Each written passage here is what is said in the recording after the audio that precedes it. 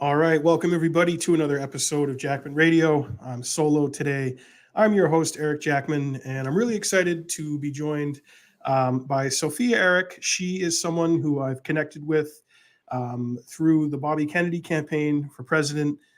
We just met probably in the last, I don't know, 2 or 3 weeks, really, since Kennedy's launch on April 19th in Boston. And we connected via social media, both very excited about his campaign. So, Sophia, first of all, thanks for joining me today.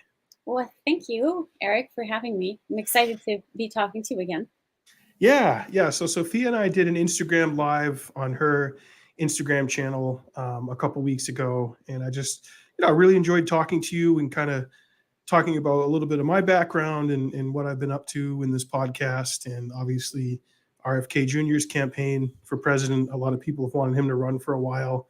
So I thought, I want to just keep pushing forward with this and talking to people who are paying attention to this and also finding people who can help spread this message and explain why it's so. I said this to Bobby when I interviewed him. I said, man, this is like historic. This is a historic campaign that you're launching. So if you want to just tell the audience, Sophia, a little bit about who you are, what you do, and why you do it. Yeah, I'd love to. So I've had quite an adventurous life so far. I was born in Massachusetts, and eventually my parents traveled with me to Europe. My father's Swiss, and so we basically moved to Switzerland and then on to Germany. And I spent a lot of years there, always commuting back and forth between Europe and the US. And I always knew that the US was my home base. I needed to be there. So I finally, for good, I came back last year in August, and I already had everything set up. Like my whole companies, all my business was already set up in the US because I'd been transitioning everything over to America. So I'm really, really glad to be here in these wild times that we're in. I feel like it's also my calling to be here now. And I just hit the ground running completely. I just dove straight into some networks that were engaged politically, but also with citizen journalism and things like that. And I really believe in, be the change you want to see. So I'm less of a person to talk about stuff. I love to go into action, and then we can talk about improving things. But my background really is also very interesting. I always ended up in startups, so that seemed to be something where I was called to help. So be that in reputation management, marketing, branding, sales, but I was more like working behind the scenes, helping companies build their their structures, their networks, improving. And just at one point, I'm like, okay, I'm ready. I want to start my own company. So 2009, I started off building my own social network, which was too advanced. It was too far ahead of its time. I was advised actually by Silicon Valley people, experts. They said, you hit the nail on the head with this concept. Don't launch. You're going to be eaten up. So it was kind of like I've always been ahead of the time, and that's been a challenge for me. But on the other hand, I knew the time will come where things will line up. I'll be doing the right thing at the right time and be able to launch that. So I just kept on gathering experience and knowledge and educating myself and understanding how algorithms work, technology works. I mean, many of you probably know the Social Media Dilemma, that documentary. Just understanding in a general sense, also in a spiritual sense, where are we headed? Because spirituality has been partially on purpose kept from us. And so um, all of what's happening is no coincidence. Ancient scriptures have talked about these times. I'm proud to be here now and part of what's happening. And we met through, Bobby, who's running for president. And that's no coincidence. And I believe like the right people are coming together. But it's just, I feel like I'm called upon to do what I'm here to do. And I'm 100% all in. I couldn't be more excited and more dedicated and also more aware of I feel like I've been preparing all my life to be here and doing what I'm doing now. So I'm launching my own platform. It's a startup called findyourmentor.com. It's with the purpose of connecting everybody in the world through knowledge. So if you feel called upon, go to findyourmentor.com and pre-sign up with your email address. If you want details, contact me. Then I'm a social media expert. I advise companies in and around branding and really understanding in a bigger sense how to bring everything together. I close the gap between what is your message, who are you really authentically, connecting you really with your brand, and then closing the gap from that to the outside world of how are you perceived from outside, and creating a unique and authentic recognition factor. That's the other part of what I do. And then I have a think tank, an incubator, where I used to help specifically European, mostly German companies transition over to the US and then set them up with a team and a location. I'm not doing that anymore. That's too much work, because right now I'm focused on my startup, what we're going to talk about with Bobby, and God, protecting our Constitution, saving America, being a Hmm. good mom. I have a 12-year-old son I'm really proud of, and I just moved to Maryland, so I'm Oh, nice. half an hour away from, kind of like from DC, which is, I don't know why I was placed here, but I'm excited, and that's basically what's happening now in my life. Awesome. Yeah, it sounds like you have a lot of experience and knowledge and know-how that can really, help Kennedy's campaign and help get the message out and connect with our like-minded people. And I don't know if you're feeling this too, but I feel like this is going to be, the Kennedys are always trailblazers and stuff. JFK was the first real TV president. He leveraged that medium so effectively and brilliantly. And I think what we're seeing play out in real time is RFK Jr. is he's hitting the podcasts right now, which I'm loving to see. He's going to be doing Russell Brand's podcast this week. So He's doing, exciting. yeah, that's going to be awesome. And he has his finger on the pulse of where people are listening and paying attention. And of course, he's doing some legacy media hits. You got to do that. You got to go where you can, and they're going to treat you the way they do. We saw what I think, what was it, ABC or CBS totally butchered his interview there. And Or Sean Hannity, did you see that? yeah, Hannity was a little boorish for my taste. Yeah. That was a little brutal. Yeah. But nonetheless, he's going onto these platforms. He's going where people will listen. But I love seeing him hit all these podcasts. Of course, I feel blessed that he did my podcast, and I'm hoping to do more of those with him throughout the campaign. But he's really leveraging that medium, that people who are engaged and listening and paying attention.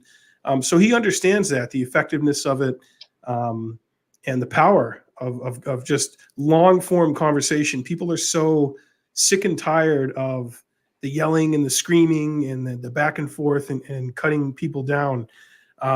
So, going forward in this campaign, do you think that's going to be a really good, effective strategy and a winning strategy?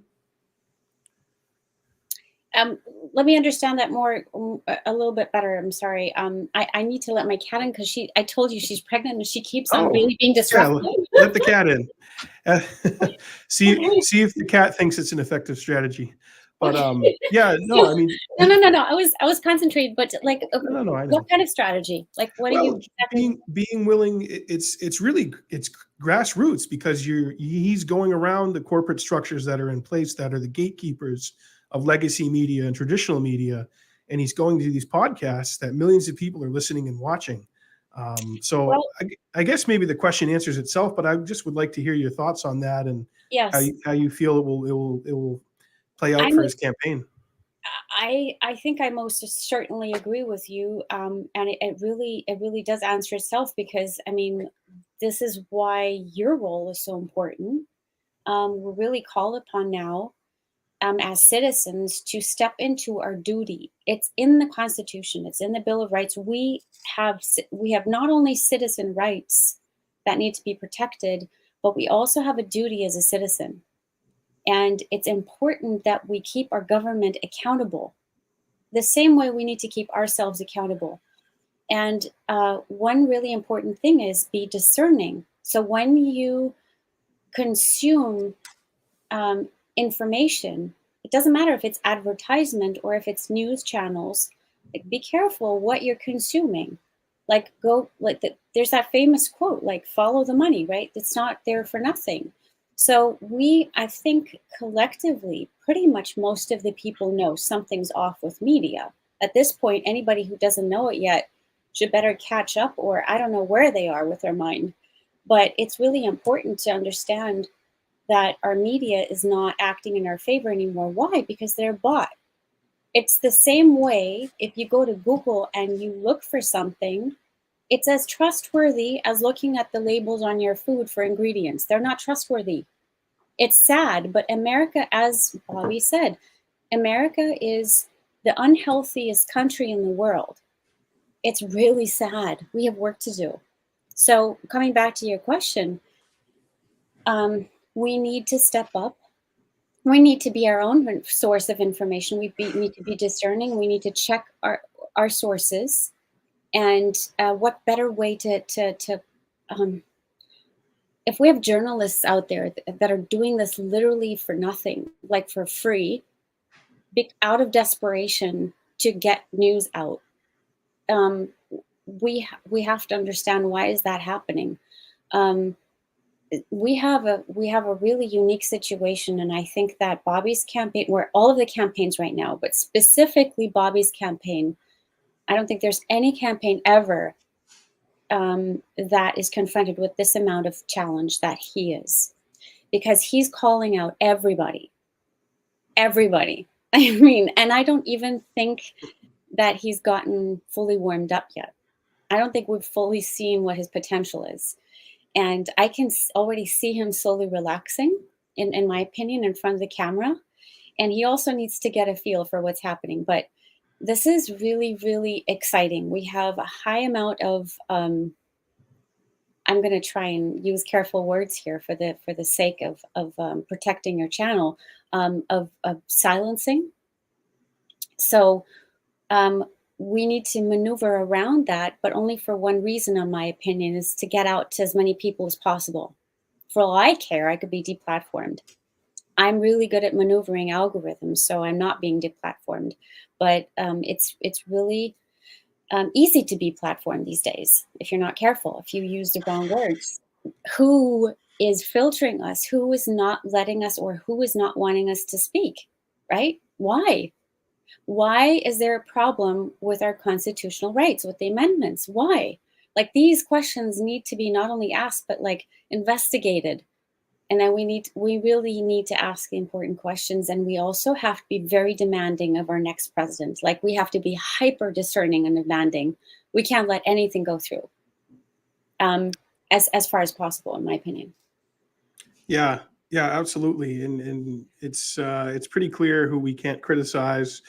Before we were rolling here, I was just telling you about the first and only time Jackman Radio has ever had a video taken down from YouTube was I don't know, a year or two ago, Mm-hmm. and we had on Mary Holland, who works with Children's Health Defense with Bobby Kennedy Jr., and we talked about the things you're not supposed to talk about regarding a certain thing that goes Mm-hmm. into an arm. And within a couple hours, it was a great conversation too, because we went into a lot of nuance, and I got to ask her questions that I think a lot of people want to ask about someone who has that point of view and perspective.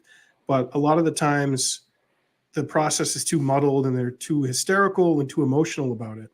And my brother and I just had like a really rational, straightforward conversation with her about it. And of course, everything that she talked about and said, we've seen come to pass and has happened and has played out. So I am bummed we lost that interview. It was it was a really good one, and before we could even grab the audio from it, they nuked it. So it belongs to time now. But people are finding workarounds with that, with algorithms, and I got a Rumble channel going now, so I'm excited about that. I only just got it going really not long before I interviewed RFK Jr., and that video on Rumble has over 6,000 views. So that was pretty cool to see. And I only got about 40 followers on Rumble right now, just out the gate. But seeing that those numbers, and Rumble, from what I've heard, people have had really good experiences with it. So, you mentioned like grassroots and people powered media and journalism and investigation.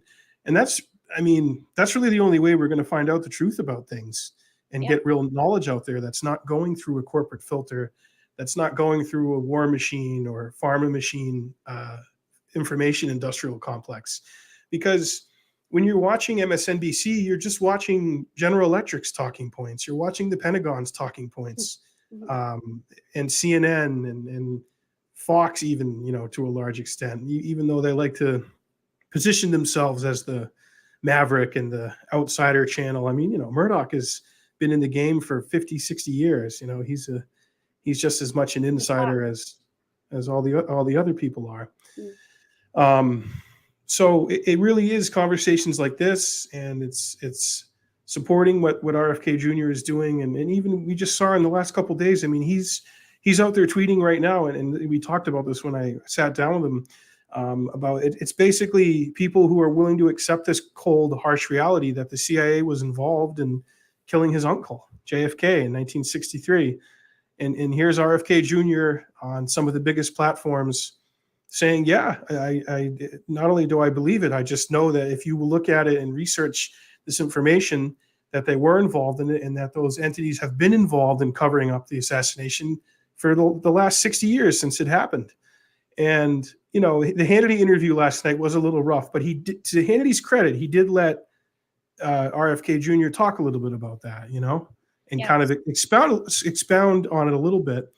But like he said, it's hard to try to fit this into a little 8-minute soundbite. You're asking me to talk about something that, you know, thousands of hardcore, serious, strong-minded researchers have dedicated their lives into looking into, and then taking that knowledge and wisdom and information and put it into books. And we talked about this before we were rolling. These books now that are, to me, are the Rosetta Stones of the assassinations of both RFK and JFK, are getting their due now. They're getting talked about again. And these are sources that RFK Jr. himself cites as kind of what's got him thinking even more about him, and learning more about what happened to his uncle and his father. And one of them is JFK and the Unspeakable. And this portrait of JFK behind me is the cover art to that book. Right. Hmm. And I always love this portrait, or this picture of President Kennedy on the water, and kind of looking and brooding, and, you know, deeply in reflection and thinking.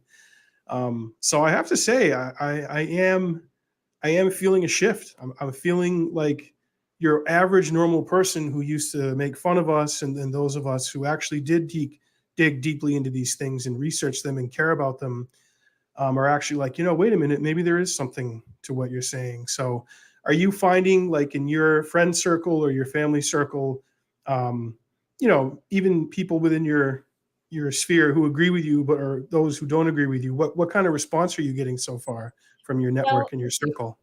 I have a really strong base. I have a really strong surrounding because I'm very authentic and transparent, being diligent and careful. I'm not one to step on toes purposefully just to hit somebody in the face with something, because with information, because I believe that we all have our right timing to deal with information, and a lot of this is really heavy. So I don't want to put this in somebody's face, because this can actually be traumatic if you spill too much truth at once. Somebody can actually have, Exactly. like, from a panic attack to burnout, or Wow. worse. And so I'm really respectful with that, but I'm also very authentic and transparent. So anybody who wants to understand who I am about will immediately be able to understand. My social media presence is kind of fluffy and fuzzy. It's like cute, because for the sake of the algorithms, that's why. So when I go into a deeper conversation, I can really deep dive.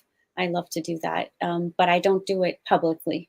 So I mean, like, um, I know what you like, mean. Yeah. okay, okay, yeah, When you're talking to friends or family like that, it's yeah. not like, So not in a public forum where other people can see mhm. it, but right. So I made a really good reputation for myself when I was the last candidate that I supported. We were able to build a really good big following, a very peaceful political activist group.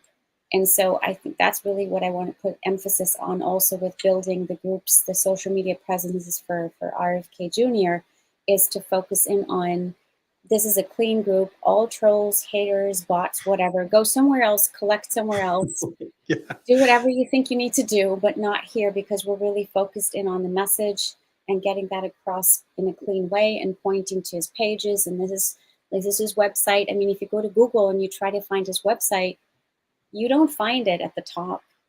And you're like, well, that's exactly what I'm talking about. This is unprecedented, this campaign, because Google is not his friend. Right. So as a lot of other big companies, and so they're not going to put him in pole position, right? So we're really up against odds, and I think I think almost coming back to one of your last questions is, we need to collect, and we need to as networks move forward. We need to, as a union, we need to. You know, it's really interesting. We talk about this whole idea, this concept, which, you know, many have called a conspiracy theory, and it's turning into conspiracy facts when you investigate, which is that there has been a nefarious plan in place for humanity, and whatever anybody wants to believe about that or whatever, which is connected you into the World Health Organization and the other institutions. But when you think about, when you tap into that and you look at it from a higher perspective, in terms of the plan was to unify the world, let's say for the purpose of control, right? We can't, I don't think there was any other purpose for that, whatever their intentions were. But if you flip that, because every coin has two sides, what if that's exactly what's supposed to happen, but we use it for the good? We unify finally. We come together. That sense of separation and the duality turns into something really amazing. It's like they've damaged us so severely that at one point it's like, enough is enough. So we have the power. The power is with us because of the numbers, and enough people are awake. And I truly feel that there's really the heart. This sounds a little crazy. This is just me, and I don't think I'm a unicorn, all, you know, like all happy and stuff.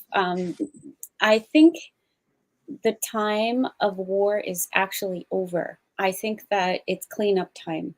And what we're seeing now is a result of the crumbling and the destruction of the old um, hierarchies. And it's dying out, and it's very painful because we're seeing a lot of things just crash and burn. And it's very hard to look at that, because part of what's happening is also loved ones are crashing and burning with it. And that's the really sad and tragic part of it.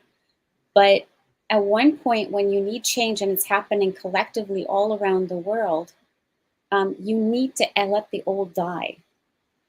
And so it's heavy, but I'm not one to say, you know what, I'm just going to pretend nothing's happening just so you feel cozy. Right. That we're not going to get anywhere with that. And so we just need to be careful as how to go about that. And what I like about this process is we can't speed this up. It's already happening in such a severe way that we're having a lot of casualties in the world. We have suicide rates are so high. They're up 17% in Germany. They're up 30% with women in Germany. Wow. Suicide rates. This is heavy stuff right now, but it's wake up time. It's like, it's go do something time. We had this in the last conversation. It starts with us. It's an inside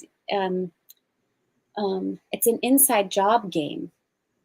And I love to look at this also from a spiritual standpoint, because a lot of knowledge is lacking.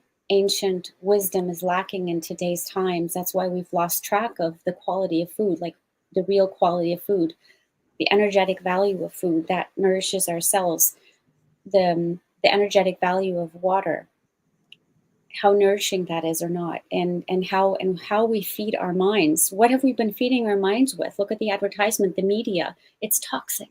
Garbage. It's garbage. And so if Garbage. you feed yourself with garbage, you're going to have garbage inside of you. You're going to be trash fed. You're going to be made up of. Yes, yes, Yeah. exactly. So, Yeah. Oh, so it's at so one true. point, it's like you're garbage. You're a walking garbage can. Mm.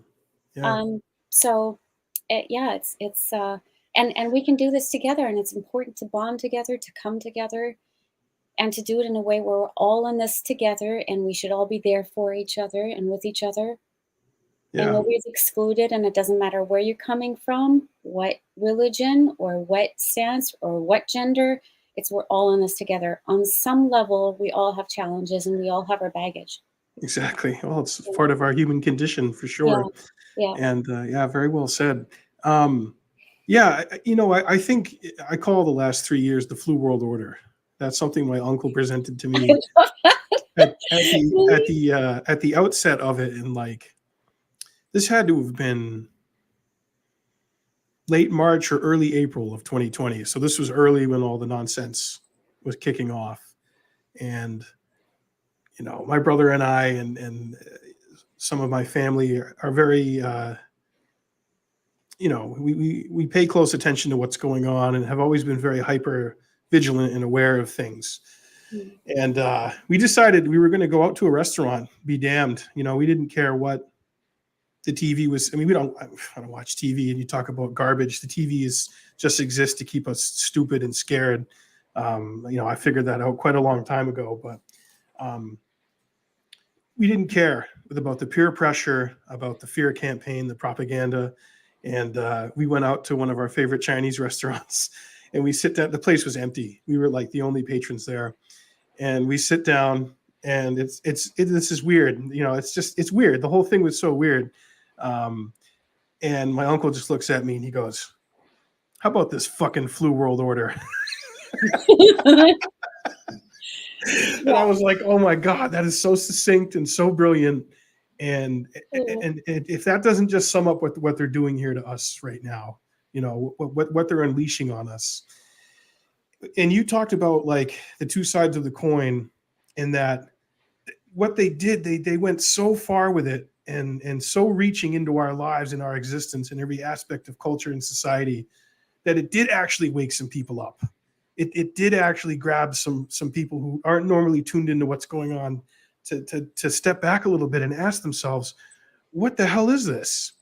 What who's doing this? Where did it come from, and what are their end goals here? Mm. And yeah, you saw a lot of people get involved who were not involved before, whether it's Oh, yeah. locally in politics, or just getting out into the streets, protesting, flexing our First Amendment rights, that sort of thing. So, I mean, when it all broke out, were you over in Germany or were you here stateside?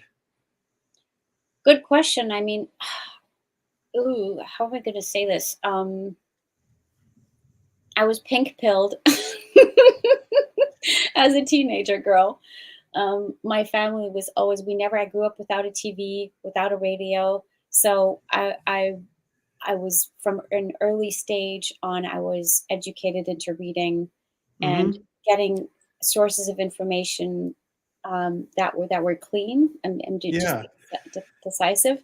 So my father was always very much in the investigating the background of politics, and I probably heard too much already as a teenager and as a child, for what would have been considered normal, because I just, I eavesdropped, and so I heard a lot of things that were very controversial at that point. Nobody was talking about that today. Everybody's talking about, and so I kind of grew up with that. And then I think my full on, like, okay, I'm gonna go into this myself, started in 2012, and then it got really interesting in 2016 when WikiLeaks documents leaked, and they have like 100% accuracy rate so far. And I was shocked, and I said, "How can how can not everybody be on this and just investigate for themselves?"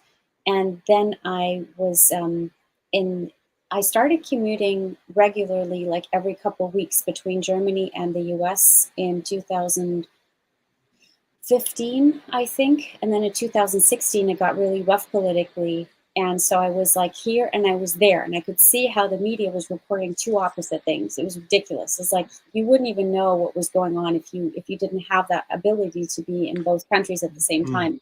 okay. So it was wild, and I was hearing things in America that I was not hearing in Germany. So it was really cool to tap into that.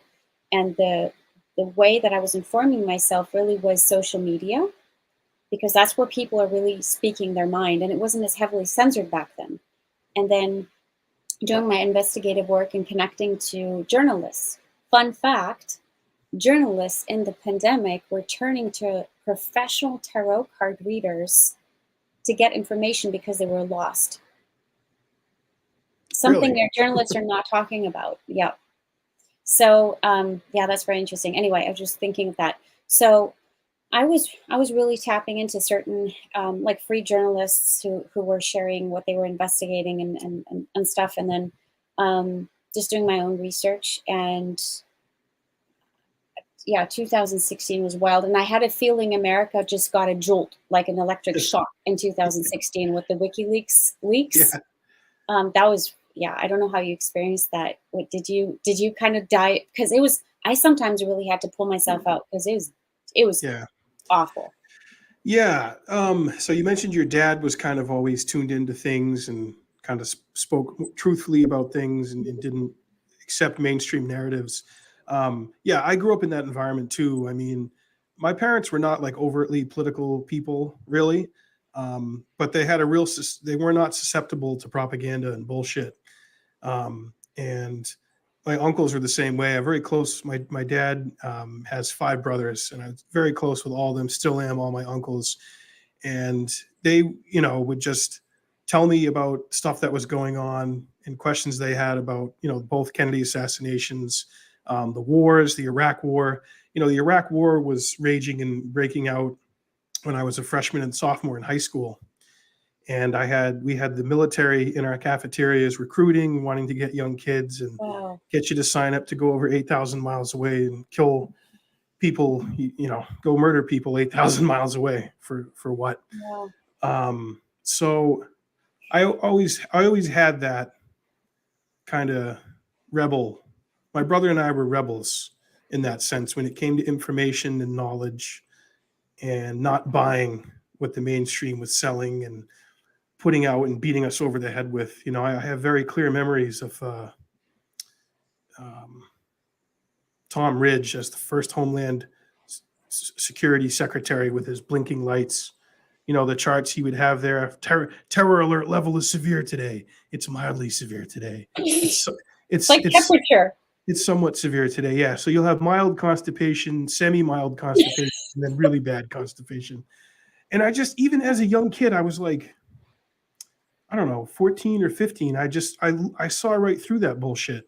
Mm. And I couldn't for the life of me understand not only my peer, well, you can understand your peers, but like the other adults around me in the community, like teachers, administration, other peers, parents and stuff. They were like in a haze Yeah, it's like about. hypnotic. They were hypnotized. Yeah. Early war on terror. Yeah. And my brother and I were like, you guys not seeing the bullshit, the lies that were being sold here about Iraq and weapons of mass destruction? And how is this not so obvious to you that this is a scam? So, that was 20 years ago when I was 15, Wow. 16 years old. And I'm not trying to, like Trump says, I'm not even trying to be braggadocious, Sophia. Okay. I'm not like trying to brag here or say I'm a know-it-all. But I'm now having conversations with people who remember 20 years ago who were in my life, and we're like, dude, we thought you were crazy back then, and we thought what you were saying was un-American, and now everything has come to pass, and it turns out you were right about that. So I think I'm ready to pay attention to what you research and Yeah. and what you know about the world and what kind of knowledge you want to share with other people. So that's been like really humbling and gratifying, and it makes me feel really good, that a lot of people are coming around right now and they're finally open to reality, or moving past the taking the blinders down and clearing the fog out of their eyes and their brain, and realizing that the United States is probably the most propagandized country in the whole planet, to ever exist. And it's In done. every way, That's right. health-wise, That's right. mind-wise, emotionally, completely, utterly. Like, it's almost like, why is this country, and it's really interesting if you think about how unique America actually is. What do we have that is you can find nowhere in the world? It's the Constitution. There's nothing like what we Oh, have here in America, and America we're is so beautiful. and it's interesting how we as a leading innovative, very pioneering spirited country are targeted so heavily as if Oh, we're the golden nugget. Like, what's up with wanting to destroy America? yeah. Interesting. No, there's not a day that doesn't go by where I feel so blessed and thankful that I am an American. I was born here. I got to grow up here. I have all those protections and guarantees and rights simply because I was born in Massachusetts, and I'm American citizen, and I don't take it for granted for one day. And that's why it's so important to fight for it, and it's so important to stand up to these forces, these gangsters, these cartels that have come in here and taken over or trying to take over our country and mess with our system and mess with our way of life, scare everybody, turn everybody into feeble, small, lab rats that are here just to consume and spend money and work and spend money and consume and just do it in a cycle and not ever come up for air and look around and ask what the hell is actually going on. But a lot of people are starting to do that. And I feel like the last 3 years, the Flu World Order has woken a lot of people up to that.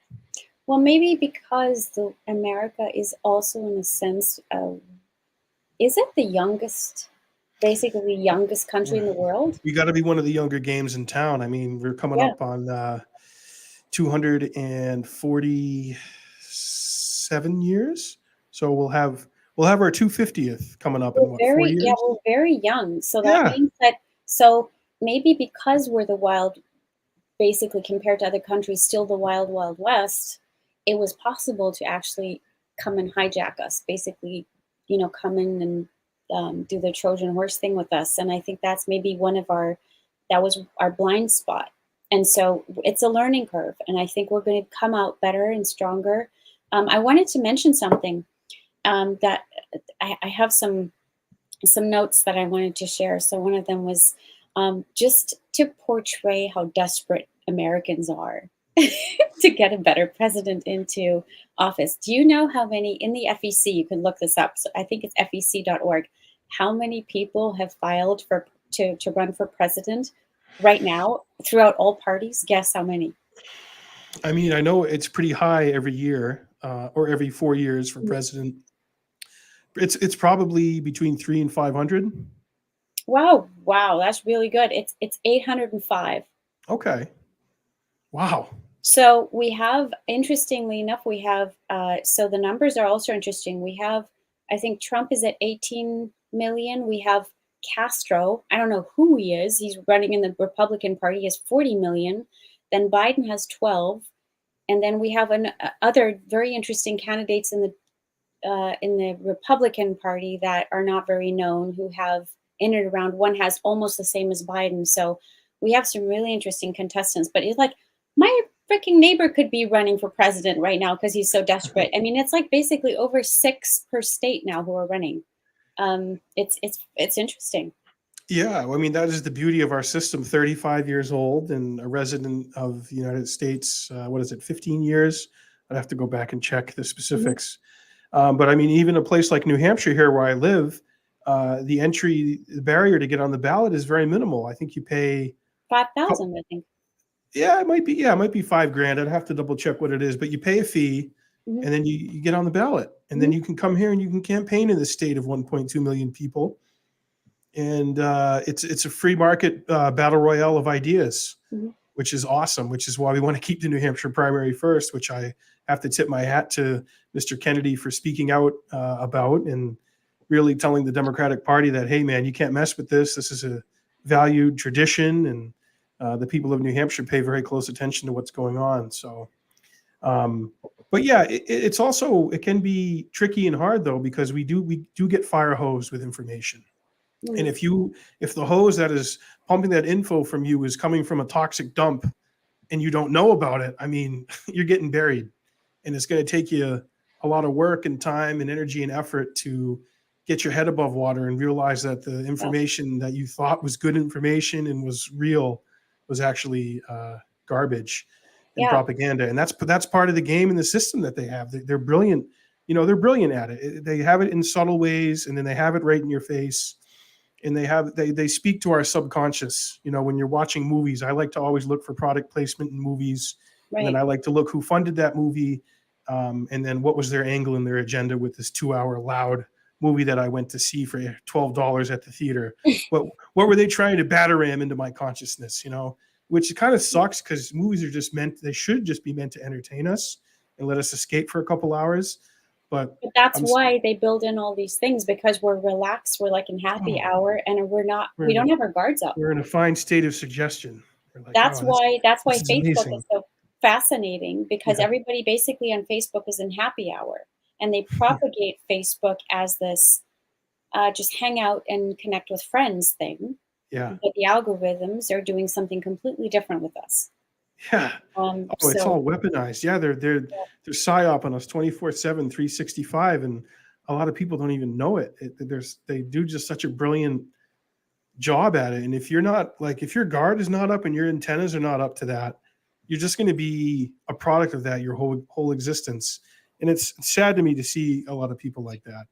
They're not even aware of mm, of of how demoralized and victimized they are by well, this system. there's a really famous quote. I love to use that because you really have to think about this. We don't see the world as it is.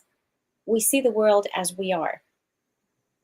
So, what does that mean, right? So it's based on our conditioning. We're going to actually, through our filters, we're going to see the world the way. So think about how we've been conditioned. Coming back to the garbage can metaphor, Yeah, metaphor, and sometimes I have my German and English you mixed up. got the Deutsch is still going. Yes, it is. So if you have your system is clogged up with everything that you were forced to swallow, um, then the way you see the world is you don't have a lot of space within you to be discerning enough to actually question what's out there, because your system is clogged, and Yeah. probably your pineal gland too, based on certain things that I don't want to say here because we're gonna we're gonna threaten algorithms. Well, Um, you can code it a little bit if you think it'll trip the wire. yeah, What are you so for speaking of? example, the waters. So there's certain countries in the world, and you can go on Google. You can actually find this on Google, which is great. So you go and you search for the countries in the world that have fluoridated water. And so then you investigate, and it's really difficult to investigate this because it's a really intelligent setup. So what happens when we've been sold so many things that are supposedly healthy for us, right? And we have the country in the world that's the unhealthiest, right? So all of that are probably not lies, of course not.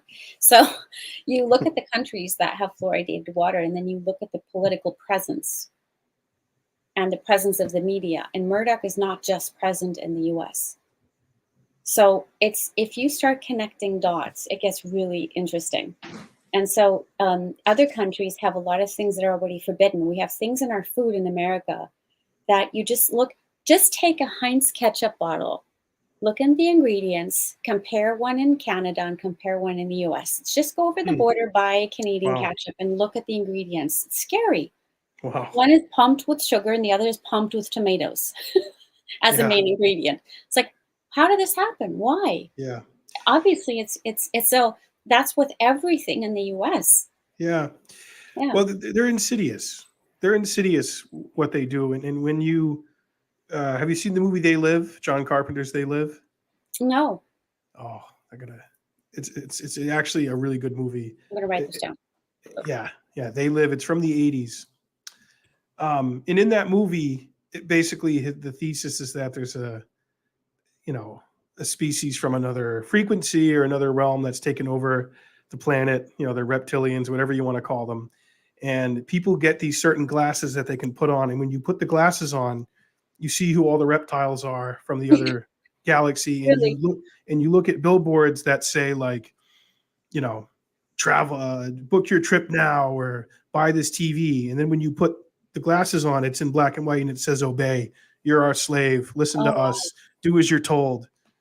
So it shows the real inversion of reality. And John Carpenter just does it in such a kick-ass 80s sci-fi way. The wrestler Roddy Piper is the lead in that movie, and he's just so badass in the movie. So They Live. I definitely you'll have to watch that, Sophia, and then we can podcast again. And I'd love to get your review on it. But I feel a lot of times we live in that world, that stuff that's advertised to us that a lot of people don't even think twice about. So I go back to thinking about the military being in my school, in my high school as a kid. Why wasn't the Peace Corps? Why didn't the Peace Corps have a table at my high school? Why wasn't there representation for groups that were counter to war and conflict and killing people? I didn't see any of that. I plenty of stuff for the military, and sign up and serve your country and be proud and fight the war on terror and don't forget 9/11. And it's just like been on a hellish nightmare loop since 9/11 happened. And I don't know. I do know why, but it could be it was isolating for a while to view all of that going on around me the way that I did, and how I felt about it, and what I felt in my heart and my mind to be true about it. And now here we are 20 years later, and there's a lot of veterans of that war who are my age, a couple years older, who are missing limbs, who have PTSD, 22 soldiers a day who commit suicide. They're addicted to drugs. Their families and lives are broken. And all of that could have been avoided if we just had some people tell the truth. If we it's had some, true. Yeah. if we had some people stand up, if we had people take a stand and say unpopular things when it needed to be said. So Exactly. that's why I'm doing what I'm doing right now, and I use the platform that I have to do it, and why I want to promote people like you and connect with voices who are not afraid to say things, and not afraid to go there and challenge the system. So I mean, we're really seeing RFK Jr. like he's the tip of the spear in this right now, and it's been kind of like insane in a good way and mind-boggling just in this last week to see the stuff that he's saying on these big platforms, like Incredibly courageous, right? calling them out, putting them on blast for everyone to Right. see. He was asked, he said, "Are you afraid of that what happened to you is going to like what happened to your uncle and your father is going to happen to you?" And he said he's aware of it, but he said, "You know what's much worse for me than losing my life is losing my freedom." And so we need to put this into perspective. And if there's nobody that's going to show up for us, literally nobody, it's us. We need to show up for us. And that's basically how you should handle life in my perspective. You need to love yourself first. You need to show up for yourself first. It's like the oxygen mask in the plane. You really need to understand, who am I? What is it that makes me happy? And go after that and really be understanding of, I have this amazing body. It's a miracle the way our bodies work. And our immune system is actually a real thing. It's not a conspiracy theory. Yeah, immune Another systems joke. they're very real, Sophia. A strong immune system with Diet Coke is what saved me. It's what saved me. Yeah. Plenty of aspartame, lots of aspartame. It's Yeah. so true. It's so true. And Um, it's not hard to just speak the truth. It's really not hard. If you've done your due diligence and done your homework, um, you can speak honestly about things. And when people are ready to listen or are ready to check it out, they will. and I think people are ready because the suffering has come to a point where enough is enough, and that's my feeling. I found something a couple days ago, and the source disappeared basically overnight, and I've been looking for it since. And I'm going to try and code this because I think it's important to code this. But you might be able to, or you might know more about this than I do. It's the um, so D. What do I see? Um, DNS, the institution behind the Democratic Party. You know what I mean?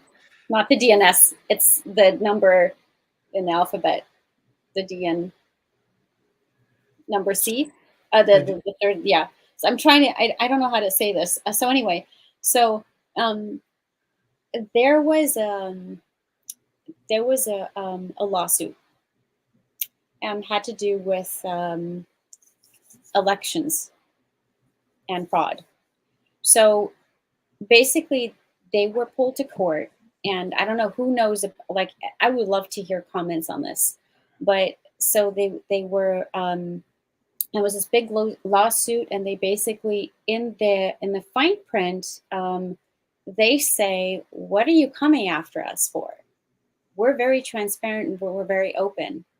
We're a company.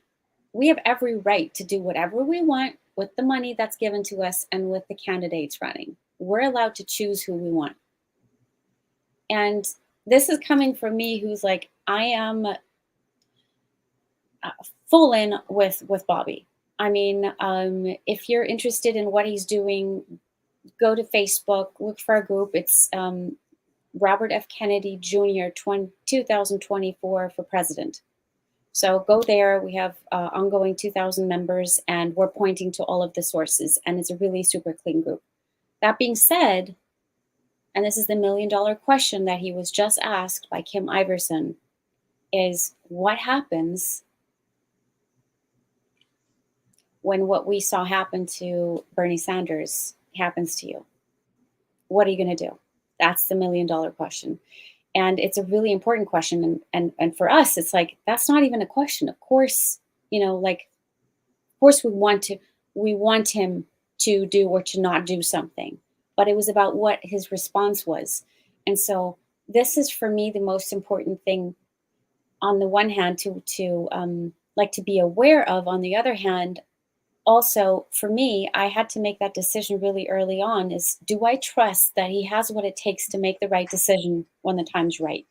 And we for sure do not understand his strategy. I really believe that he has a strategy that we don't know anything about. We have so many different things going on in the world, and so many hands are being played, and they're not showing their strategy.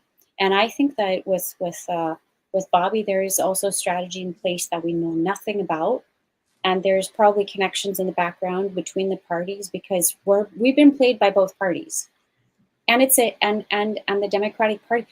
Why doesn't anybody understand the Democratic Party is not about democracy? It has nothing to do with democracy. It's also been hijacked 100% completely. Right.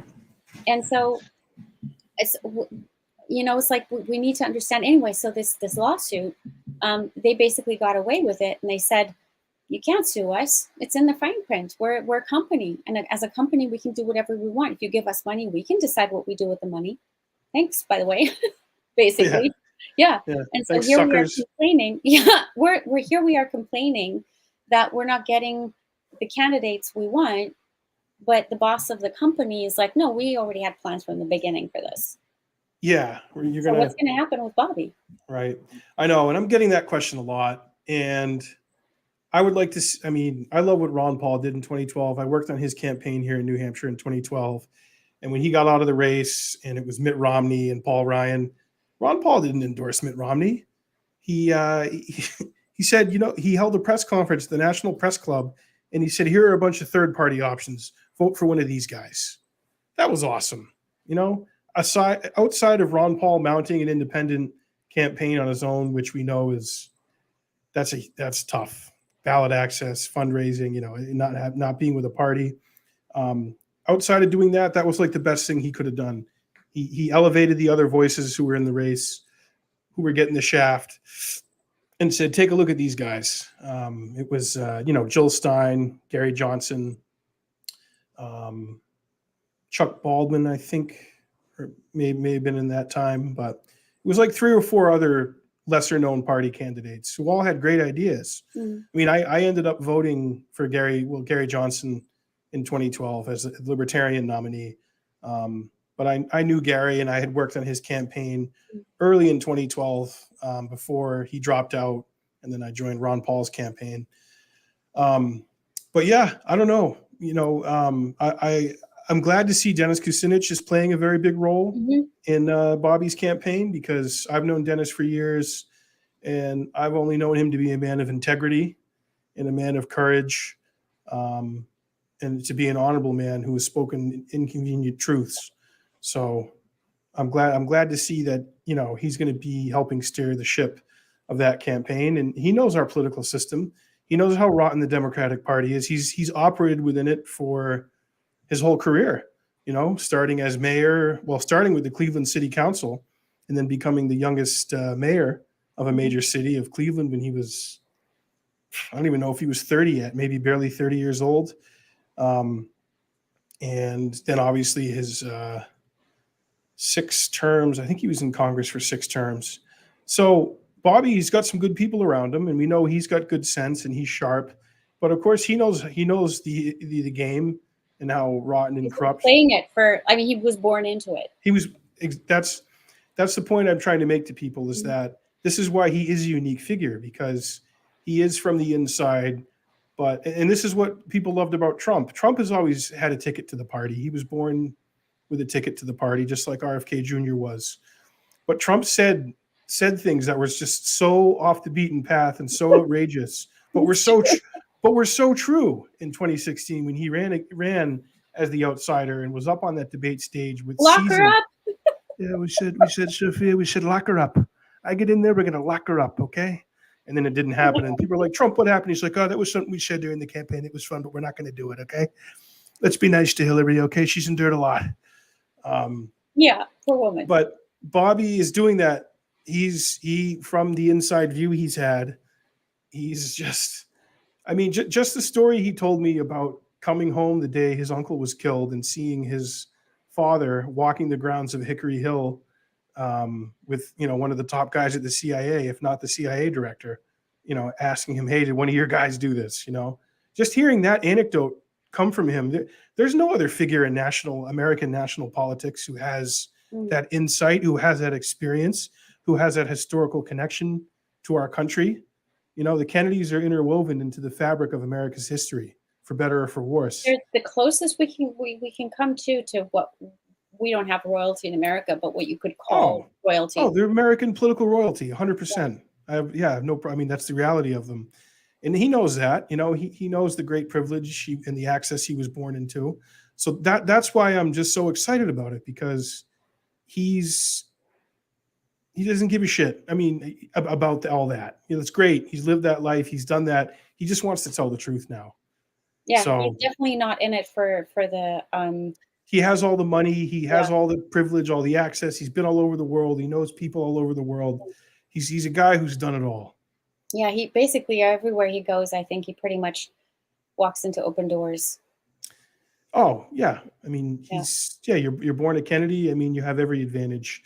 But you also got to look at what he's done with the last 40 years of his life. Mm-hmm. What he's used his power and his influence and his affluence for. My favorite. What's your favorite quote of Kennedy right now? Can you think of anything off the bat? Well, I mean, the one where I think when he was on Tucker Carlson and he said, my uncle was killed in a coup 60 years ago, and this republic has never recovered since. Mm. Yeah. How about you? I think I like best.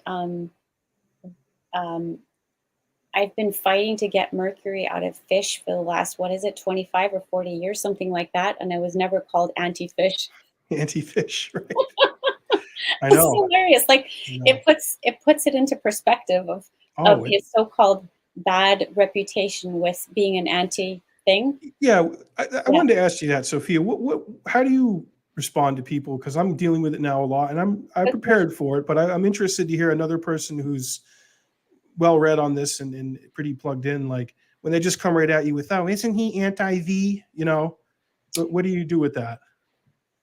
Well, I'm surrounded by people flocking now toward this Bobby campaign, who are already open to this, so that more and more people Right. are just informed. But I mean, I've had a lot of conversations throughout the past 3 years, obviously, as we all have. One of my friends in Germany said, "Well, I really want to ask you, Sophia, my job wants to force me to get this thing here. What would you do?" And I said, honestly, like my full opinion, I was living in the on the fourth floor, and I said, I'd rather jump out this window Hmm. than get it. And she's like, really funny, why? And I said, because I know what will happen. If I get this, I don't know what will happen. Wow. And so I said, just to put things into perspective, next week we met again and she said, well, I got it. And I'm like, okay. All right. So, and then she got another one, and then she got the B. And she's basically sick every month. Uh, It's really sad. So, I mean, if people want to investigate, it's all out there. You can't hide from it anymore. So I think that yeah. people that don't want to look into this, people, it's interesting. I experienced people going to get it. They were not very open to to opinions of others. They would either get it or they wouldn't. Even this woman, she asked my opinion, but she did what she wanted anyway. So it was either yes or no. And the people also who are now wanting to inform themselves, if they're in resistance, I don't think I can inspire them to go look at it because it's all out there. You can't hide from this. And so people who come at me, I'm like, I'm in the wrong address because I can come with so many facts that you won't be able to argue with me because I have a bucket load of facts but so what are we actually talking about here? Are you here to hate, to debunk? Because it's all Yeah. out there. Actually, you don't have to come to me to investigate. And so if you come to me, then I'm going to tell you what I think. But I don't think that's why you're coming at me with this.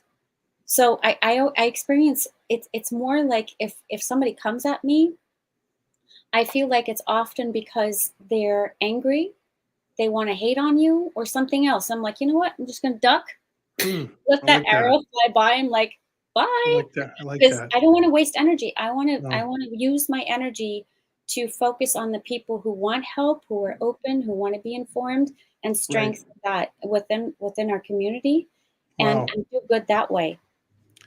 That's beautiful. That's redirection of that energy is kind of how I dealt with it the last three Like years. judo. I need to close the door here. Sorry. Okay. The cat's acting up. It's the pregnant cat, Sophia.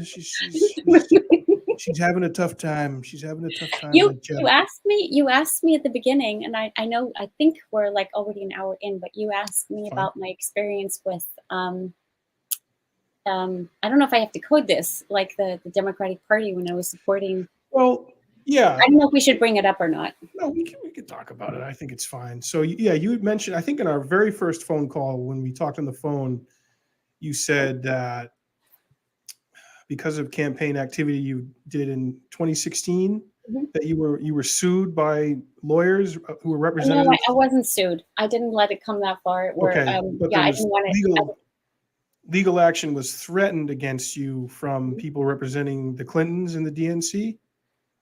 So yeah, if whatever you can say about that, tell me a little bit about. I'm very curious about that. It's very brief. So I got really excited, and then I didn't know enough yet about. I didn't know that it was a corporation back then that could do whatever they wanted. Otherwise, I would have never supported her because I'm like, I would love to, but it doesn't make sense. So I was a huge supporter of Jill Stein. I was like her number one fan, and then it became this whole In grassroots in movement. 2016, No, Jill 12, Stein. 2012, Wait a minute. Shh. because she ran twice. She ran in 2012 and 2016. She was the Green Party nominee in both those cycles. Now I'm confused how long of a space I had between supporting Jill Stein and then Marianne Williamson. But Jill Stein actually said she's just running in the Green Party because she needs a neutral party. And I'm like, wow. I mean, there's a lot to catch up on with the Green Party. I mean, it's if you're talking about the German Green Party, they're really set up. But Yeah, here in the US, the Green Party was nothing. And right. so I remember she forgot to post. So anyway, I built this team, this social Okay. media grassroots team, Yep. graphic designers, experts, whatever. For Jill Stein. Yeah, and she had forgotten to set up an event that she was hosting in Brooklyn, live event on her. She had it on her website, but she didn't have it on social media. She didn't have the setup yet. So Yeah. that's basically what we were getting organized. And I said, guys, we have 19 hours. We have to get this event out. And we had 24,000 people sign up for the event 19 hours later. And so that's the power that we have on social media. So I then, with that experience, I transferred that over to Marianne Williamson. And in the first debate, she was the topmost Google candidate in the world. Then her cybersecurity guy got back to me. He's now retired. He was so pissed off by what happened to me that he basically fired himself after trying to get me over to meet her in person. And so I couldn't come that first debate because he said something's wrong here. So in the Green Party, I experienced Jill Stein's campaign sabotaging our grassroots activities. And my conclusion was that they were jealous of our success. They were not capable enough. Jill Stein didn't understand how to build a proper team. So the same thing was starting to happen with Marianne Williamson. She had a shitty team. But what I didn't understand yet, that it was supposed to be shitty. She wasn't supposed to win. I didn't know it back then. So when we were too successful, our graphic designer was better than theirs. Like everything was just better. And I was then threatened by a lawyer that I traced back to Hillary Clinton. And I was informed by my lawyer, it was a cease and desist, immediate. And he said, so this is no joke. You better drop this immediately. And he said, who am I? Where are they going after me? I'm not a political person. Like, I'm not threatening anybody. What is it with me that they think? But I was getting journalists were contacting me. I didn't take any of the interviews. I mean, what I'm doing now is something I've never done before.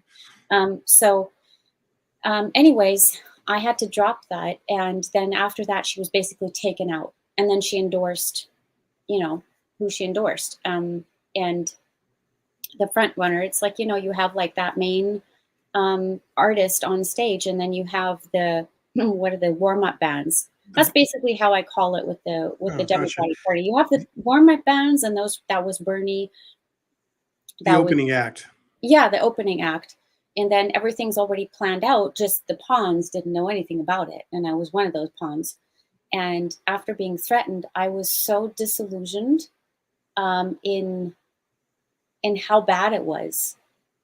It was rotten to the core. And I'm like, I don't even want to, it disgusted me. It shocked me to the point where I didn't do anything political anymore until now, when I heard John F. Kennedy's running for president. I heard like cannonballs go off in my head, and I said, this is the calling. This is it. I have to step up again. So I guess all of that training was necessary for me to say, you know what? We built the most successful, fast-growing group with Marianne Williamson. It was super clean. It was awesome. People flocked there. They said, we love it. There are no haters. There's nothing negative going on. This is not an anti-other candidate group that we're building. This is a pro-Kennedy group.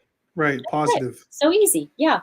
And so that experience was horrifying. I mean, It was really horrifying, because I'm like, oh, this is how it's done. And then, you were experiencing all of the things that were going on in and around Hillary Clinton at that time, where people were disappearing from her campaign and people who were surrounding her were just found dead. And I'm like, this is really serious business. Yeah, the Clintons are... don't mess with them. It's called Arkansas, Sophia. I talk about it on InfoWars all the time. It's called Arkansas, folks. You can Google this. There's a trail of bodies that's longer than the Titanic behind the Clintons. I got the documents. No, if you're willing to look at that, and we could do a whole episode on that. The Clintons they're a cartel. I call them the Clinton cartel, and they're nasty people. They're psychopaths, and they're really just, they've gotten their hands dirty, and they reach the pinnacles of power in U.S. politics for a reason. But Eric, why is Marianne Williamson running again after what she went through? Why? She must be so much more intelligent. I don't get it. That's a good question. I don't know. I mean, she's saying things that need to be said that other people aren't saying. But I think I don't know. She's hovering at 9 or 10% right now. Bobby's going into the 20s. I'd like to just see Bobby in the running. Obviously I want debates, and I want to see them all up there debating, but we know Biden and company aren't going to, the mafia, the DNC mafia is not going to allow that. what would you, may I ask you, if you were to decide right now who to vote for, and I don't know if you want to say that, but who would it be right now? With the people who were running? Mhm. Oh yeah, The ones you know RFK. about. Yeah. Yeah, Bobby. Yeah, no question about it. I mean, Who would be your right, second choice? well, right now in the running, people who are declared candidates and actually running, I'm fine with Bobby or Trump being president in Mm, 2024. yeah. You know, because as my friend Ryan says, we're so far in our own end zone with how And I bad think it's going to be shit Trump. If something happens to has Bobby, gotten. it's Yeah. yeah. Well, put Trump in there for another 4 years because he won't have to worry about a reelection campaign, and he might be able to do some things that he had talked about doing or wanted to do that we kind of hoped he would have done in his first term, like pardoning or helping Julian Mhm. Assange, Trump pardoning didn't say that. these whistleblowers. Trump is not willing to do that. Right. I know. No, I'm saying things we hoped he would have done Oh, yeah, because yeah, he yeah, spoke so he spoke so favorably of WikiLeaks when it helped him in yeah. Sure. 2016. And I Yeah. remind hardcore MAGA people, I'm like, guys, Trump would not be in the White House if it wasn't for Julian Assange and WikiLeaks and what they exposed. I mean, I remember True. seeing Trump at rallies holding up papers. I love Willie Leaks. He called it like Willie Leaks. I love Willie Leaks. These guys they're Yeah. incredible, Sophia. I love the Willie Leaks. Wow. I love them. Okay. The Willie leaks. It sounds like something coming out of Bill Clinton's desk, quite frankly. But I love them. Okay. I love the Willie leaks. Um, yeah, but I mean, Trump is he's very much in the game, and he's a gangster, and he's been in the game for a while, but he is different in that he said and did things that were just so outside of what we were so used to and accustomed to. And I loved him meeting with Rocket Man in North Korea. I thought that was a high point of his presidency. The first sitting U.S. president to go meet with a North Korean leader. And I know there's tens of millions of people on the Korean Incredible. Peninsula who appreciated that meeting too. Mm. So that's the stuff I love about Trump. Like Oh, I'm not in love with the people he had around him. I'm not in love with you know becoming Pfizer's biggest salesman. We can. You're not going to agree well, with the question someone. is how and in what way did he know everything? Did he have all the facts, or was he Well, that's lied it. to? That's it, Sophia. That Mhm. that goes back to the people you put around you, and that Yeah. are going to be advising you on things. You got to have good people, and this is why I prefer Bobby over Trump right now, because that dude understands how our agencies work, how to staff Yeah. them, the bureaucracy. He's been involved in litigation with them. He knows the ins and outs of them, and he knows people in all of these industries, and he knows people who have knowledge, who have more knowledge than he does. That's the mark of a good leader. You're intelligent, but you can recognize people who have more wisdom and intelligence in the field that you don't, but you also know that they're going to do the right thing. So that's what I get from Bobby. That's how I see him staffing the government, and putting the right people in places, not putting a former Monsanto CEO or leader in charge of agriculture, not doing that, not putting a Federal Reserve bankster in charge of overseeing Wall Street or any kind of regulatory position And for he's our not financial ego systems. driven. He has a natural authority. He doesn't have to be upfront first. I don't even think he doesn't have that need, which makes him so he's not needy for that position in any way or form. And that makes it Yeah, it's so it's relaxed to watch him, and it's so important for the people to just listen. Don't listen to anybody else. If you want to know anything about Robert F. Kennedy Jr., listen to him. Just listen to him speak, and then you'll know everything you need to know. Don't even read or listen to anybody who's talking about what he's saying. It's going to be filtered. yeah, of course, yeah. And then that Yeah. that was part of when I chatted with him. I wanted him to just I asked him a couple of questions, and then you tell me what your thoughts on this. I want to hear it Mhm. directly from the source, and that's the beauty of the podcasts and long form conversation. And I see him already taking full advantage of that, and I think he's it's just going to keep growing. I mean, I've watched his Twitter back in early March. He retweeted, he tweeted me. He tweeted an interview I did on OAN and tagged me in it. That was like a surreal moment. I was like, "Whoa, this is awesome!" And he had like 700,000 or 800,000 followers on Twitter at that time. Now he's up to almost 1.2 million followers on Twitter. Yep, I saw. So if he's allowed to continue to grow and not be censored, Mm. it's just going to keep growing, and more people are going to get hip to it. And you're going to hear, oh, I don't agree with him on this and that, but I appreciate his honesty. I appreciate his willingness to talk to other people or to go to audiences that aren't normally what you would call liberal or progressive or democratic. And that's another thing I like him. He's not denigrating people who might not agree with most of what he says, but might agree on a couple of really big things like censorship, like medical autonomy, like foreign policy. And that's what I've always been about. I've always been about where can we connect on like really big issues that have a real impact on our not only our life here in America, but millions of people's lives around the world. So I think we're seeing him starting to connect with a lot of people on that. And if he can keep at it and keep growing, I think it's going to be it's going to become unstoppable. So, but we'll see what happens, Sophia. We'll see what happens. Okay, as Trump says. We will. So but yeah, we can also do what we can, like you are, like I am, and inspire maybe more people to really do what they can. Everybody can do their little part in something. That's the beauty of it, of a free society, somewhat of a free society we still have here in America. We are still a free place. I can go out in the street and hold a sign that says Joe Biden is a corpse or Joe Biden's a zombie. Vote for Kennedy. I can go do that. Nothing's going to happen to me.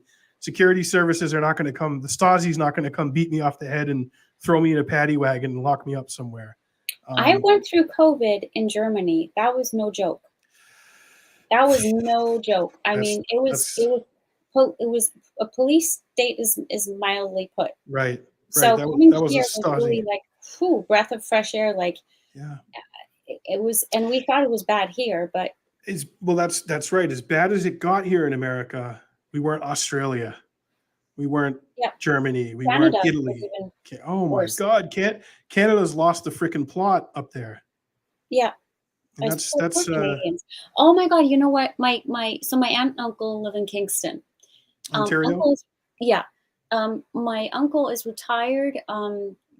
Great professor. Worked in the University of Queensbury, I think, for architecture and something, whatever. So retired, happy. They have money. They're comfortable. And then I'm having this call with my mom and my aunt, and she's like, we have a problem. And I said, oh, what is it? And she said, well, it's a health problem. I said, what's wrong? She's like, no, we're still healthy, but our doctor's retiring. I said, well, I'm sorry. You're probably going to have to go look for a new one. And she said, no, there are no more doctors. I'm like, what? No, there's no more doctors. They've retired and they quit based on the COVID thing, like the thing. Yeah. And I'm like, what do you mean no more doctors? Kingston is a big city. Literally no more doctors. They're considering to move, and they built a house there. Wow. Yeah. You're like, wait a minute. What does that mean? Yeah. How long have your aunt and uncle been in Canada? Since I know them. Oh, okay. So a long time. Yeah. I mean, Canada is where my dad was from. My dad was born in Newfoundland, and he lived there the first 10 years of his life. I'm always interested to pick Canadians' brains on the healthcare system up there, pros and cons of it, myths versus reality, because you get hysteria on both sides, no matter who you ask about that. They're very much, they got all the things. They're very low key. They're very like abiding, and they wouldn't question anything. And so, there's no drama. There's no unnecessary drama there or anything. But now they're kind of in drama mode because they're like, what do you like? No more doctors. We don't know what to do. Like, who will be there for us? Yeah. Are they getting up there in age, like 70s? Yeah, I think like my aunt is somewhere over 70. Yeah. Yeah. Still fit enough, but you have your health issues and stuff. And the longer you're here, the more shit that will. And now, what's coming over especially from Germany, is our new healing technologies. You might have heard of the Rife machine. Was over here in the U.S. in the 1940s. It was taken down by the beautiful pharma companies. It was wiped out, but not completely destroyed.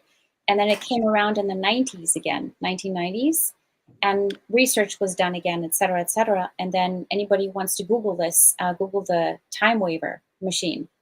It was set up and became hugely successful. Probably the leading company in the world for healing healing technology frequencies based on the Rife machine.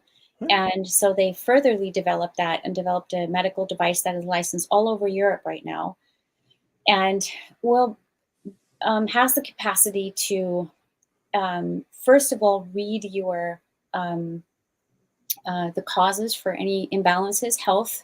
So on a physical, a mental, and an emotional level. And if you then run the frequencies, it'll balance out your system. You can eliminate diabetes and all kinds of things. So I'm not going to go further into that, but these things are here. And it's mind blowing for Americans, I'm realizing, because in Germany, doctors are already using this. And so a lot of people only book a doctor who does bioresonance analysis, Hmm. who have technology or analysis. But here in the US, it's still kind of uncommon. So you can find it on Google, you can find doctors, but it's more kind of like an alternative thing. But now it's slowly going mainstream. And so this is like totally out of the box again. And what I want to say by that is I started off in the conversation with I think we're heading into really good times, because I think underneath the collapse and the decay and the debris and the chaos and the the dismounting of the status quo, we already have other solutions underneath that are there, and they're stable and they work better than anything we can imagine. It's really the future of healing technology is already here. And so anybody like who is listening to this and feels disillusioned or depressed or sad or like angry, whatever, we're not going backward. We're going forward. And it's a mess and it's chaotic, but that's the status quo you have to transition in through to get to better times. It's the same way you move from one house to the other. You're going to have a mess like me right now. You have mess, you have boxes, you have everybody going pregnant, crazy, pregnant cats. You got pregnant pregnant cats. cats, right? But it's necessary. Otherwise, you can't transition. Right. So we're just in transition mode right now, and it's all good. We just need to do whatever we can and take it slow. And if things get too crazy, unplug, go out into the woods, hang all Yeah. your worries on the trees. Nature Yeah. is fantastic. It's fantastic. It's healing. Like just going on a hike or going into the woods, just take a breather. Like it's not worth it to go crazy over this shit because I it's flying no matter what. I couldn't agree with you more. I'm doing that this Saturday. I'm doing a little psilocybin outing in the woods behind my place here. I got my buddy who's really plugged into that scene. I'm not really big into like the psychedelic scene, but I've done psilocybin probably half a dozen times over the last 12 years. I do it every 2 or 3 years just to kind of help me realign and let go of baggage I have and trauma and sadness, and it's an interesting experience. I don't know if you've ever had any psychedelic experiences or mushrooms or anything like that, Nope. but I tried. It didn't work. you tried the mushrooms one time. I tried I tried a couple of like less harmless things, but it doesn't work with me, and I don't know why. I go into this weird dull state, and I'm like, because friends do it and you're like, I'm just curious. I don't think I'm an addictive type, but I Right. just, you're curious and like, I want to be part of the Oh, fun. Didn't work. yeah, you want to know what it feels like or what they're Yeah, experiencing. yeah. Yeah, I mean, same with marijuana. I mean, I in my 20s I used marijuana a lot more, but Mhm. I haven't done it in a while. But I don't view psilocybin and mushrooms as like a party drug. I look Mhm. at it as something just to facilitate an experience Yeah. and to facilitate a state of being and a connection to a consciousness that you're not always in all the time. Mhm. So Well, I'm looking forward to that. I'm going to be out in the woods doing that. Just what beautiful. you were saying, Sophia. Yeah. No, that's beautiful. And I think nature is the best place to do that. We are, when we've forgotten, a lot of us have forgotten we are nature. We go back to Yeah, nature. We come from nature. yeah, yeah. Mhm. Oh yeah, yeah. We're all the elements. Well, that's awesome. Well, yeah, I think that's a good place to wrap today. But It before we is. do, Sophia, just tell everybody where they can find you and check out your stuff and share the knowledge and wisdom you have and see what you're up to. Well, you can find me. I'm very authentic. You can find me everywhere with my name, Sophia T. Erik or Sophia Erik. On social media, I have like a German profile and an English profile, a page. Then you'll find all the information. I usually post public, so connect to me there, contact me. My email address would be sophia@thinks, THYNX.io, or sophia@findyourmentor.com, and or just contact me on social media. And we also have the Robert F. Kennedy Jr. 2024 for President campaign group. There's a couple that look similar, but it's the biggest one on Facebook. It's really worth watching. Sorry. It's worth visiting and joining. So if you're coming to spread negativity, then we're not the place. But if you're really coming to inform yourself and to like, we have everybody like really pulling the bits and pieces out of the web that are new, and so it's really the source to get the news information. And also follow Robert F. Kennedy on Twitter. That's probably where you post the most. It's really awesome. And so what we're doing in the group is we're just keeping everybody informed about the updates, and many eyes are in the group are on the outlook for new information. So yeah, I'm really transparent. Anybody who wants to find me will find me. Well, that's awesome. Yeah. Well, thanks for taking the time with me, Sophia, and I hope we'll have many more of these going I think throughout. so.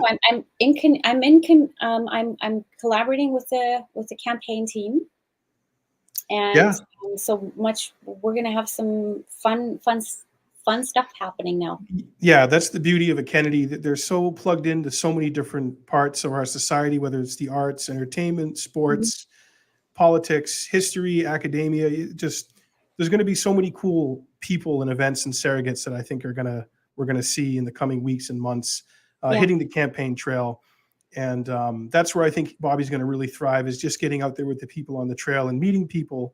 And obviously here in New Hampshire, we play a very big role in that. And I think he's going to do really well here. And, maybe we can get you up here, Sophia, for an event or something when he's coming through, or something like that. But, and I get down to your neck of the woods too. My sister lives outside of DC, so I get down there a few times during the year. But well, please, anytime you come down, like, let's meet up. That would be fun. Yeah, I might this summer. I might be coming down, so definitely I'll keep you in the loop there. But yeah, well, thank you for your time, Sophia. I appreciate it, and it's been great talking to you. And thank you. Yeah, to the audience, I always appreciate you listening or watching here on YouTube. And the best way to support this channel is to go to patreon.com/Jackman Radio and become a patron. $5, $10 a month. The more we get on board I'm to a help. supporter too. Yes, and I wanted to thank you for that, Sophia. Sophia graciously became a patron. And if you just go and look at the RFK Jr. interview my brother and I were able to do, the production quality of that, the lighting, the sound, just everything about it, that was not a cheap thing to do. We didn't cheap out on it. And, that's the reality of putting on good productions. They cost money, and we want to be able to put the best possible product to the people. So let's go defund the trash cans. Burn the trash cans and lift up the real stuff. Exactly. We're the non-fluoride media. Okay, the best way to manifest is to understand that energy flows where focus goes. So if you want something, if you see something positive, just go support that. Absolutely, and I appreciate your support, Sophia. So, folks listening, patreon.com/Jackman Radio, and like this video, subscribe to the channel. I'm on Twitter, Instagram, Spotify, iTunes, Podbean. We're on all those podcatchers, and we will see you again for another episode of Jackman Radio. And I hope you all, wherever you are in the world, are safe and happy and having a great day. Take care of yourself and everyone around you.